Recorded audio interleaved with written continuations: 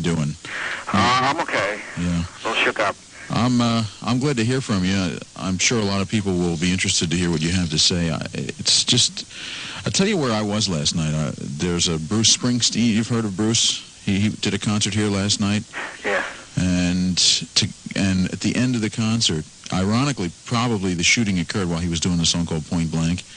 But at the end of the concert, nobody knew, and then we come out and go backstage, and there's like this pall. After the excitement of a concert, to hear John Lennon murdered in New York was like the ultimate, just shock of disbelief. Everybody down here is just totally shocked. I'm sure up in New York it's even more intense because it happened up there. Yeah, there's a sort of humiliation and a rage and an anger. And I was watching a football game when I heard about it, and I couldn't believe it. And then it was reported on television, and TV reported it as a news piece, but it didn't have the. I guess the Beatles are radio, I immediately turned on the radio, and that's when all the emotional impact of it hit me. For some reason or another, it was like I felt like the same way when JFK was shot. Yeah. For some reason or another, when I got up today, I expected flags to be at half-mast. I expected Walter Cronkite to be on TV all day. But like I said, television doesn't I don't know if they understand or if it's caught up with them yet, but it's all going on the radio. Yeah, well, there's only so much visuals that television can do. I mean, we're sitting here really playing. I'm sure every station in the world just about is playing Beatle records today. Yeah. Because we don't know what to do. I mean, what do you say? What do you do?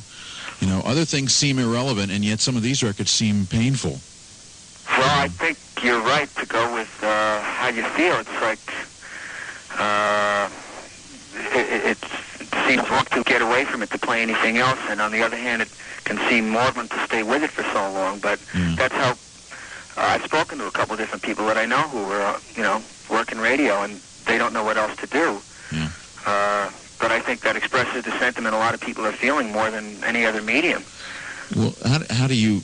I know probably how you feel as a fan. Does the fact that you're a performer change the way you feel about something like this? No, I was a fan. The guy has a house about a quarter of a mile away from my house here on Long Island, and I guess I could have gone over and introduced myself at any time, but I was just in such awe of the guy. I never did. Now I'm sorry I did. But so you never did meet him? I never did meet him.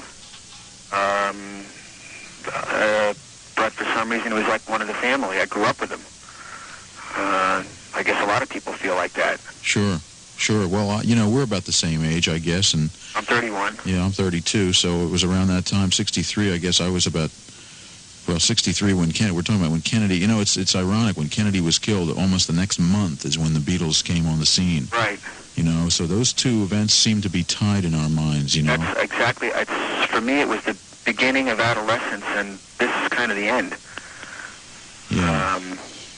And I don't think it's bad to give in to how you feel or playing the music. I know it's sad, but it's sad, man. It's tough. Yeah. But it's sad. There's no getting away from it. And like I said, I got up. I thought the flags would be at half-mast. They're not. And I thought Walter Cronkite would be on TV, and he's not. And I thought everybody would have their headlights on, but they didn't. So. Well, there was actually substantial TV coverage, I think, on the today. Not like radio, though. I find everybody I know is turning to the radio. Well, music is a good part of what we do. Well, can you talk about the Beatles at all? What it meant to you? I mean, I know that was real important in your formative days of music. I was like everybody else who was the same age. I became instantly struck by the Beatles and Lennon, who was the leader. Everybody before them seemed to have been manufactured out of Hollywood. The Fabian thing. They all had, they were great-looking guys, and they had somebody else was writing the songs, and somebody else was playing the instruments. And all of a sudden, these guys came out. They played their own instruments. They looked like you and me. They wrote their own material. Well, they looked like you. They didn't look like me, I think, Bill. They looked like like the regular guy, and all of a sudden it wasn't so impossible to imagine yourself doing that kind of thing. Yeah. And remember when all those every block had a band. Is that when you got into it? Yeah. I mean, I had been into some rock and roll before, but I never considered it a possibility for me to make a living out of it, to do what those guys did. And it hurts to hear a lot of the songs, and now you can look back and put all these heavy meanings onto them. But it was part of the family. It's part of your life. I remember at times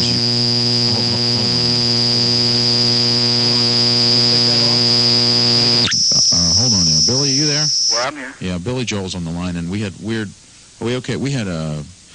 Channel 10 is setting up here to do some TV coverage later on, and we had a big buzz. So did you hear that on the phone? I don't know if you heard that. No, I didn't. Yeah, well, I hear it. We heard it on the air, so we're okay now with that. Just keep that off for a couple minutes. Anyway, I was going to say you were compared kind of to McCartney at various times in your career, musically, I guess. And you told me really some of the songs you've done sort of you conceived as tribute to Beatle music, as sort of rephrasing of certain Beatle things, you know? Just about everything. When it comes to the bottom line, it always came back to what did the Beatles do? What would they have done? Whenever we had a doubt, it was turn to the Beatles. Yeah. And they never came off like, oh, we're great musicians. They always put themselves down, especially Lennon. He was constantly poking fun at himself. And just, I don't know. I'm as in shock as anybody else. Yeah. But had you met any of the Beatles? No. As a matter of fact, I saw George Harrison once going through customs in an island in the Caribbean. Yeah. And I didn't have the nerve to say hello. He just kind of walked through, and I said, hi, and tried to lolook like me. And he probably didn't have the nerve to say hello to you, right? No, I don't think he knew me from a hole in the wall. Well, I was trying to look like Billy Joel, gave him the left shot profile, and, but I never met any of them, really. Do you, I don't know really how to say this, but I mean, do you feel that, these are special people, and probably there are people that, there are people that relate to you in that sense, although I know you can't really see yourself in that sense as, you know what I mean, on the stature of the Beatles or something, but... I can't think in those terms. In many ways, you are, in a sense, you're on a very high plane of success in the pop music world, Not like the Beatles. Yeah. I just... you think there'll never be anybody like that? Just like there'll never be somebody like Elvis or someone like Sinatra or someone like Gershwin. Yeah. I don't think there will be anybody like the Beatles. They will be played 100 years, 200 years from now. I have no doubt about that. It's like Beethoven passing away. You really think that, though? Oh, yeah, definitely. I have no doubt about that. Yeah. I'm not sure how long they'll be playing me, or they'll be playing who's ever popular for, Yeah. Even the Stones. Even though they have some classic stuff, the Beatles were songwriters first. Mm-hmm. I think, and performers second. Right. That's, the wealth of stuff. I mean, everybody's going... It's ironic, but in the last 12 hours, I've heard the most incredible radio I've heard in a long time. Yeah, because we're digging out the old stuff, but doesn't it sound different today, though, Bill? It's like songs that, you know what I mean? They have different meanings, and they just sound different, and they've taken on this added dimension, this weird, dimension of being somehow, much more meaningful today, some of them. Well, possibly we're over reacting to a lot of the words now, and we're putting all these profound meanings that aren't. I don't know. I kind of broke down last night and got into the real sad stuff, and at this point in the day, I've gotten around to the Dizzy Miss Lizzy and right. rock and roll music and roll over Beethoven, which was the John Lennon. I guess that's where he was coming from. Yeah. All along. I had a talk. I met with George Martin, even though I never met the Beatles. Right. And he told me something interesting about Lennon, which was John Lennon never knew there was such a thing as a song that was longer than 3 minutes long, which is had a lot to do with the Beatles' music when they first started out. Yeah. And you almost worked with George Martin, but you didn't. Yeah, we didn't end up working together. Right. And then you made a couple of fairly successful records with Phil Ramone. Yeah. And the rest is history. What are you up to now, Bill? I know you've been off the road for a while and out of sight. You working on mixing a live record or something? Or? We have a lot of live things that we are, picking, sorting through for a possible live album. I don't know if it would be the next album or whenever it would come out, but we have a lot of tapes to listen to that. I'm writing, and actually I just not doing a whole, too much else. I'm riding a motorcycle a lot. Oh, I see. Be careful. When do you think you might put the live thing out? Do you have any idea? I have no idea. I really don't. I intend to go in and do another studio album at the beginning of 81 anyway. Oh, I see. I don't just want to put out a stock live album. But, I'm in a writing phase now, so it's kind of very introverted.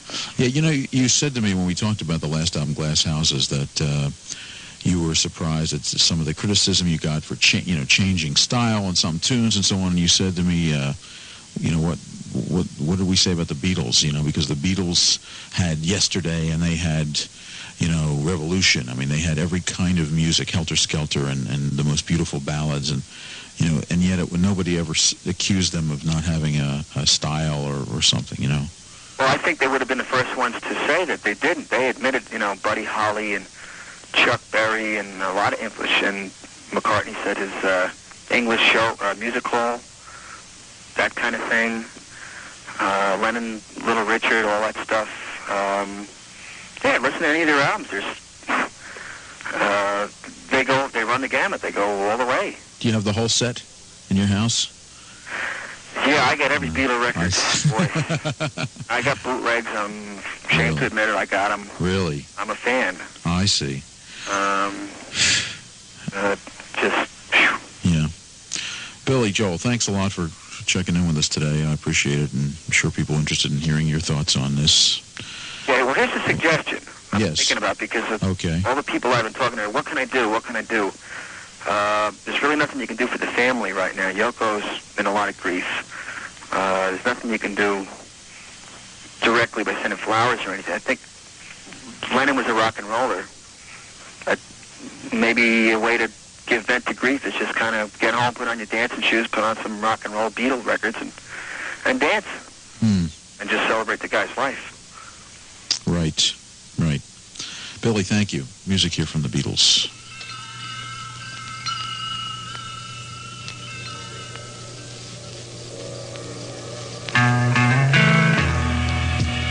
Little fan and a man who really, in a sense, carries on the tradition of the Beatles. Billy Joel there, who called us from at home in Long Island, and we thank him for that.